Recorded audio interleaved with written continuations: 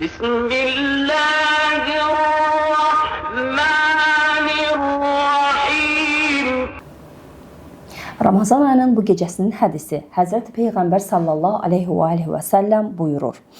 Kim bu ayda nafilə, yəni müstəhəb namazları qılarsa, Allah onu cəhənnəmdən azad edər. Kim bu ayda bir vacib namazı yerinə yetirərsə, sanki başqa aylarda 70 vacib namaz qılmış kimidir. Kim bu ayda mənə çoxlu salavat göndərərsə, Allah tərəzilərin yüngülləşdiyi gündə onun tərəzisinin ağır gəlməsini təmin edər.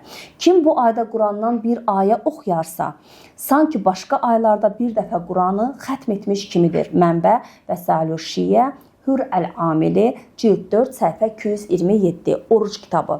Bu mübarək hədisdə ilahi rəhmətin böyüklüyündən və Ramazan ayının ecazkar və bərəkətindən görürük. Düşünün, bir ayədə Quran xətminin savabı qazanmaq, bu Allahın sonsuz lütfünün təcəllisidir. Bu ayda hər bir ibadət, hər bir zikir, hər bir gözəl əməl qat-qat artırılır. Elə bil, Ramazan ayı möminin ruhani inkişafı üçün bir sürətləndirici mərkəzdir. Allah ibadət və itaətlərinizi ali dərəcədə qəbul etsin. Bismillahirrahmanirrahim.